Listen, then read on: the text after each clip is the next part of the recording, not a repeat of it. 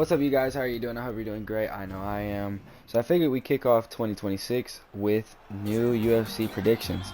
This is my first ever time doing this on channel, but we are predicting UFC 324. It's crazy to think that we're already at that spot because I swear it feels like we were just at UFC 300. So I'm not dissecting all of these because I feel like the lower card is kind of easy to predict, but we're just going to start off with Umar Nurmagomedov and Davison Figueiredo. Sorry, Figgy fans, I didn't mean to mess up his name. My bad. Look, I'm just going to be brutally honest. I think it's going to be a masterclass from Umar. I think, honestly, Figgy's at the point of his career where he's kind of like really regressing. And when it comes to Umar, sky's the limit. I'm not even one of those guys who kind of glaze Umar and say that he's way better than he is, but in all reality, I just don't see a way that Davison is going to win this fight. I don't think he wins it. I don't think he can even have a chance at winning. I don't think he can even knock Umar out, and he's damn sure not out wrestling him or submitting him. So, yeah, brutally honest pick. Umar Nurmagomedov is going to run through Davison Figueiredo. Next up, we got Nikita Krylov, the guy who got knocked out by Dominic Reyes, by the way, and brutalized by Gusov, versus, I'm not even going to attempt to say his name. We're just going to call him Mods. I feel like this is a really easy fight for Mods. He's the guy who beat Paul Craig in his last ever match. And it's funny because Nikita has lost to Paul Craig. And, you know, it's a random light heavyweight match, and it's just setting up for Nikita to get whooped. And yeah, I mean, this isn't like must watch at all. I think it's going to be a very boring decision, but if not, I think Mods will knock him out. So regardless, Mods wins, and Nikita is losing this fight for sure. Next up, we got Michael Johnson versus Alexander Hernandez. So this one is a little bit harder to predict, but you know what? I'm gonna just be straight up. I'm gonna give it to Michael Johnson. I'm gonna give it to Michael Johnson, the gatekeeper of the division. I'm gonna go with Michael Johnson as my pick. Now look, would I bet on that? Probably not. If you're betting on that, I don't know what to tell you. But I definitely think that it's going to be a really solid fight. I just feel like Michael Johnson just has that aura, you know? So I think, realistically, he's just going to win based off of aura alone. Nah, but in all reality, I mean, Alexander Hernandez is 18-8. It's a very winnable matchup for both guys. I just feel like, hey, Michael Johnson has the experience in this a little bit better, so why not just roll with Michael Johnson? I was looking down at my phone and I got taken down. Alright. Now, we've got Arnold Allen versus Gene Silva. Now we're getting into the really good stuff of this card. Arnold Allen versus Gene Silva. I'm going to come out and say it. I still think Gene Silva has possibilities of winning the belt. Diego Lopez ate every single shot that Gene Silva threw. And I'm pretty positive that almost every single shot that he threw would have put Volkanovski out cold. As much as I love Volk, I feel like Volk would have gotten destroyed if he ate even half of the attacks that Diego Lopez ate. Arnold Allen is a dog. I love Arnold Allen. I've always liked him. I wish he would be more active. He's a great fighter. He's awesome to watch. But at the end of the day, I think realistically Gene Silva is probably the strongest, hard-hitting, and most scary guy in the UFC for featherweight right now. I see Arnold Allen squeezing out a decision, but I really don't at the same time. I think if he wins, it'll be because just like how Gene Silva lost to Diego Lopez, he kind of gets too emotional or starts doing dumb stuff, and he just kind of gets ran through from that. So I think if Arnold Allen wins, it would be because of Gene Silva's own mistake. But even then, I still don't think he's going to make a mistake, especially because he just lost, and he's super pissed off. So, Gene Silva, either masterclass or a quick knockout, one of the two. We'll see what happens. Next up, we got Salsa Boy, Waldo Cortez Acosta versus the Knockout King, the Black Beast, Derek Lewis. I don't know what to say, right? On paper, this is supposed to be Waldo. Waldo should be winning this, right? Derek Lewis is the guy who can't read. He's not just gonna lose. Cortez and Derek Lewis is gonna be such a good fight, and I think it's gonna end in the first round. Cortez probably has the grappling advantage for sure, but once again, that doesn't matter. We're in the heavyweight division. None of this stuff matters. At the end of the day, you could be better than your opponent in every single way. All they have to do is land one singular shot, and you're out cold. So, I'm honestly just gonna say it, Derek Lewis. I think I'm going with Derek Lewis. I think we're going on a title run this year. They've got to find out what they're doing with the heavyweight division, especially with Tom Aspinall being how he is. They don't know if they're bringing up Pereira. They don't know if Aspinall is going to be recovered in time. They don't know if Cyril Gane is going to be fighting. There's no telling what is going to happen with the heavyweight division. I think that Derek Lewis is going to win this fight, and I think he's going to knock out Cortez Acosta. If he doesn't, then, and Cortez wins, whatever the case may be, these guys, one of these guys is fighting for the title next, without a doubt. Gane, I feel like, is not going to get his title shot. If he does, it's only because Aspinall cannot fight. And it's really going down that route where it's seeming like Aspinall is not going to be able to continue to fight.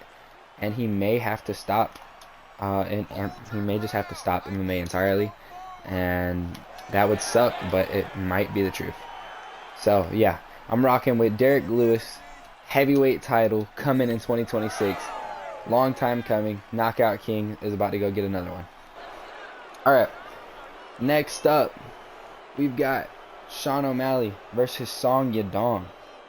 This is a bantamweight banger. I love Song Yadong. I absolutely think he is amazing and a great fighter.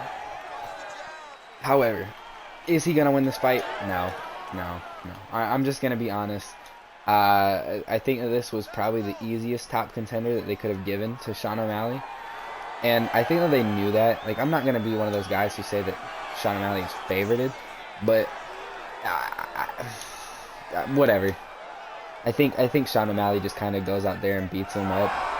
He's way longer than Song Yadong. It's going to be hard for Song Yadong to really get too much offense going. And unless Song really tries to grapple or something, which I also don't see happening, then I don't see him winning. I think Sean O'Malley's going to run through him. And I think it's going to be a one-sided beatdown for sure. Song Yadong has the chance to make it competitive, but that's like so slim. You have to go with O'Malley. And after that, O'Malley's probably building his way back up to the belt. I mean, imagine that. Peter Yan got the belt back. Hey, I beat you before, let's do our rematch instead of an Umar match. And there you go. So, Sean O'Malley back in the title picture without doing really much at all.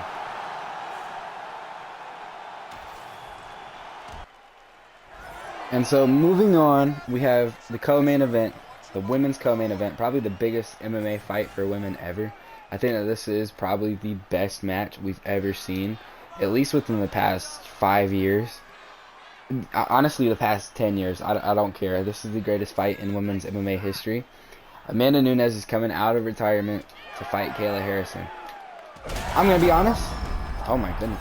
I think Kayla Harrison is about to dominate. I know I keep saying that about everybody on this card, but I feel like this has a really good chance of being competitive. But it also has a really good chance of being a one-sided beatdown from both women. However, Kayla Harrison, to me, is the modern-day Brock Lesnar. She reminds me of the female Brock Lesnar. If I had to pick who she was, that's who she is. She is Brock Lesnar. I don't see Amanda Nunes beating Brock Lesnar. I'm sorry, I just don't. Kayla Harrison has looked so good, and I know that the women's division isn't all that competitive right now, and maybe that's why she looks so good, But at the same time, dude, I feel like you can't discredit Kayla Harrison's accomplishments. And nobody's ever going to discredit Amanda Nunes because, you know, it's Amanda Nunes. But I don't think Amanda Nunes is winning this. She's had a long layoff. She's coming back for the first time, and like I don't even remember when she retired. It was a while back though. It's been at least 2 years. You know, I just don't see a reality where Amanda Nunes is and new. I think you're definitely going to see Kayla Harrison walk out there, and my prediction is a round 3 submission. By round 3, she will have gotten on top of Amanda Nunes and made her tap out. That is my prediction. The last fight of the card, Justin Gaethje, Paddy Pimblett, the worst fight to break down. Both of these guys you would think would win on paper. People are discrediting Paddy's wins because his opponents are like 0-12 in their last 5. And, you know, so it seems as if Paddy Pimblett's just kind of been stacking up wins against non-existent contenders who, you know, he's just kind of building up his record against guys like it's boxing. Justin Gaethje is so good, but he hasn't looked good in a while. And so it's really people just kind of saying, okay, Justin Gaethje's washed up versus a guy who's not a legit competitor. I don't know how I feel about that one. You know, it's a really hard fight to predict, and I think that it's gonna be interesting. I think either way you go, you're gonna be wrong in some capacity, and I feel like it's gonna be really, really close. I don't know if this is gonna be a knockout. You know, I don't see Paddy Pimblett knocking him out. I can see him getting him to the ground and winning via TKO on ground strikes, but at the same time, it's Justin Gaethje. So, you know, my heart really wants to say Justin Gaethje. My mind really wants to say Paddy Pimblett. I'm a fan of both of them. It's just a matter of who's going to be better on that night. And I really feel like if this was a 3-fight series, I think that one person's going to win tonight. If they ever had another rematch, the other person would win. So if Justin Gaethje wins this fight, if they rematched again, Paddy Pimblett's winning the next one, and so on and so forth. This is definitely a very 50-50 fight, and it's not as bad as people are making it sound. A lot of people are just upset because Arman's not fighting, and it's not for the actual UFC belt. However, I'm going to go ahead and say my prediction. Paddy Pimblett is going to walk out victorious. As much as I would rather see Justin Gaethje as the interim champ and fight Topuria, as much as I like Justin Gaethje, this is a very losable fight for him.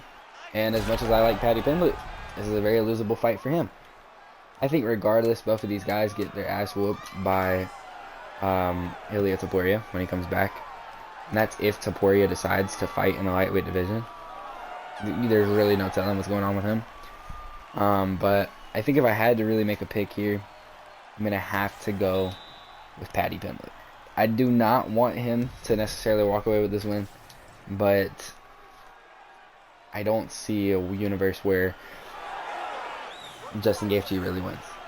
So, yeah. My predictions for UFC 324, there you have it. We've got, to recap, Umar Nurmagomedov, then Mods, Michael Johnson, Gene Silva, Derek Lewis, Sean O'Malley, Kayla Harrison, Paddy Pimblett. I'm really hoping I'm wrong on that main event spot. I love Justin Gaethje, but like I said, he hasn't really looked that great in his past few fights. And unfortunately, Paddy Pimblett has only looked better in his past few fights. So, we'll see what happens, but appreciate you guys. Thank you for watching. I'll see you all later. Bye-bye.